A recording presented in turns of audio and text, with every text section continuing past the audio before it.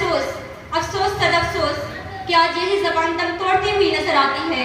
آج ہمارے ہی گھر میں اردو اجنبی بن گئی ہوئی ہے۔ آج ہمارے ہی بچے اردو زبان سے کوسوں دور ہیں۔ آج ہم اردو زبان کو بھولتے چلے جا رہے ہیں۔ اپنے گھر میں اجنبی اردو ہے آج، اپنے گھر میں اجنبی اردو ہے آج۔ اہل اردو کاش رکھ لے اس کی لاج، اہل اردو کاش رکھ لے اس کی لاج۔ اب ہماری یہ مشترکہ ذمہ داری ہے کہ اس میٹھی زبان کو، اس فنا ہوتی ہوئی زبان کو ہم پھر سے اس کی معروف و مقبولیت، اس کی حیثیت کو پھر سے بحال کریں، تب جا کر کے یہ اردو زبان اپنا مقام پھر سے بحال کر پائے گی۔ اور جب اپنا مقام یہ بحال کرے گی تو پھر سے ہندوستان کی گنگ و جمنی تہذیب پھر سے دوبارہ بحال ہو جائے گی۔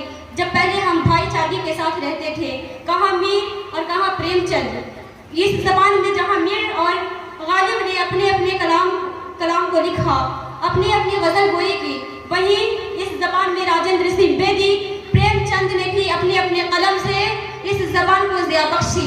مگر افسوس کہ آج وہ نہ کلچر رہا، نہ وہ آج ماحول رہا، اور نہ ہی یہ زبان کی آج وہ اہمیت رہی۔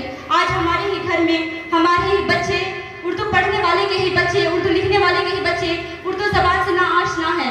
اس لیے اردو زبان کے ساتھ یہ سوتیلا رویہ اختیار کیا جا رہا ہے۔ اس کے ذمہ دار صرف اور صرف ہم ہیں۔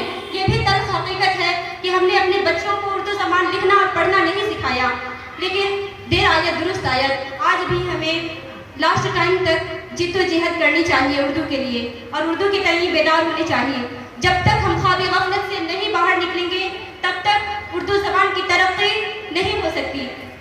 ہمیں خواب غفلت سے باہر نکلنا ہوگا۔ لاسٹ میں ایک شعر کہہ کر اجازت چاہوں گی۔ نا امید تو نہیں ہے تو لے سحر سے ہم، نا امید تو نہیں، ناکام ہی تو ہے، لمبی ہے غم کی شام مگر شام ہی تو ہے، لمبی ہے غم کی شام مگر شام ہی تو ہے۔ شکریہ۔ فرد واحد کا نام نہیں بلکہ تعلیم و تعلم، تہذیب و تمدن اور اخلاق و کردار کے گہوارے کا نام ہے۔ محمد ابواللہ صاحب صرف سیتامڑھی ضلع تک ہی مشہور نہیں ہیں، بلکہ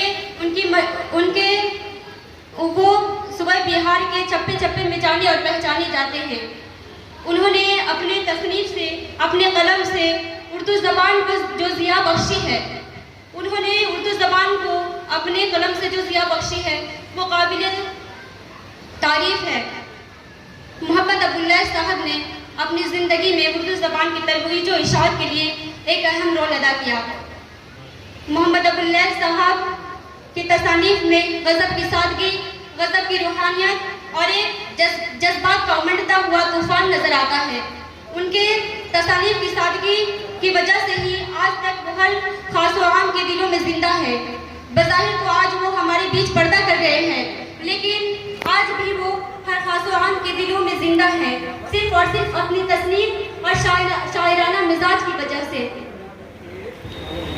بس ان کے تعریف میں بس میں اتنی بات کہنا ضروری سمجھتی تھی۔ اب میں